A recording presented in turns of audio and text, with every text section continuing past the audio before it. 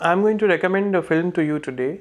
I was watching Ghoul, the horror series recently released on Netflix, and I was reminded of this film which I'm going to suggest to you today. A great film, a wonderful film, a satire based in the future, a dystopian future. Ghoul is based in a place where communities are segregated. They are not intermingling with each other, they are not staying together. Different religions and different communities are staying in ghettos. A more exaggerated, of course, we have the similar situation in our society, and whosoever is slightly considered more religious, the person who is slightly over religious is termed anti-nationalist and is put behind bars. For those of you who have seen Ghoul, they know what I mean. Or if I can tell you that Radhika Apte is playing a officer, a police officer or a officer in the intelligence, and she sends her own father to prison because she thinks he is anti-nationalist because he is slightly over religious. So that is the kind of indoctrination which prevails in the society of Ghoul.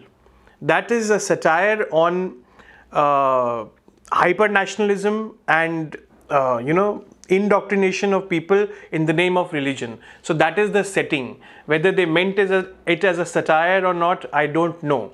Similarly, the film which I am going to recommend to you today is Fahrenheit 451. Yes, by filmmaker François Truffaut. One of the great films which Truffaut made in English. That's his only language, English language film, I think.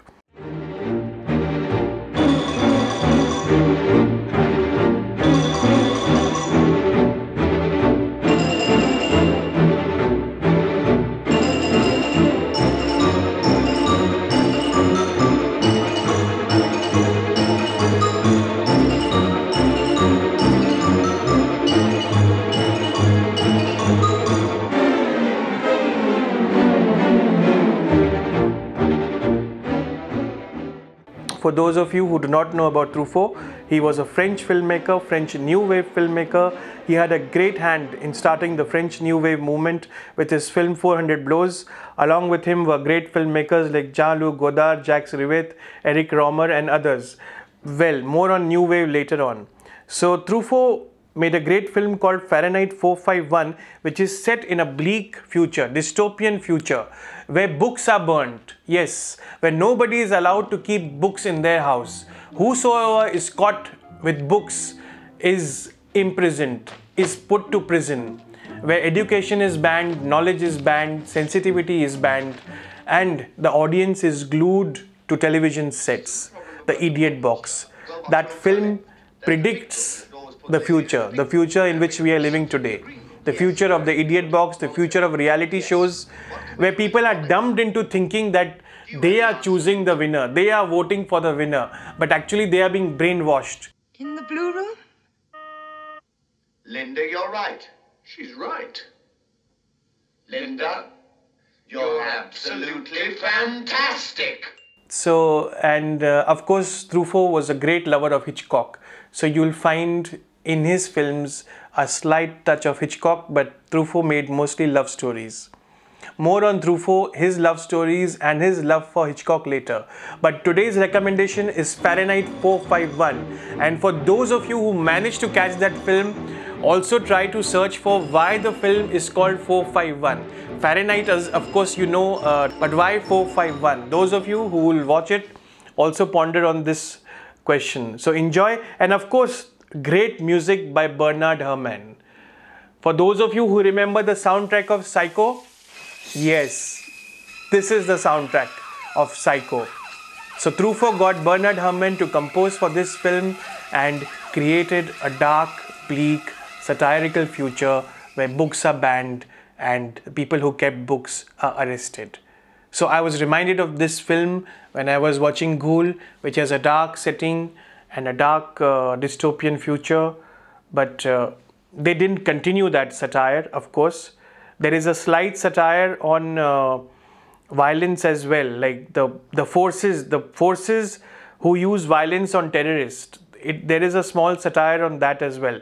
I don't know if the filmmakers meant to do that or not, but it coincided with the arrest of intellectuals in India recently who are termed as urban Maoists or pro-Maoists by one well-known journalist. I don't need to take his name. So, very nice coincidence of Ghoul playing on Netflix. Nobody bans Netflix, but it is a controversial issue which they have shown very subtly. Whether they meant it or not, I don't know. And so I got reminded of Fahrenheit 451.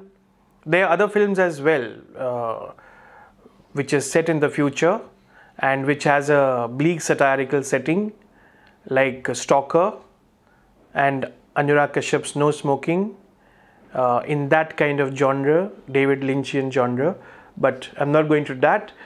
Today's recommendation is Fahrenheit 451. So if you like my recommendation, if you like that film, you come to my channel and let us create the love for cinema, amor cinema.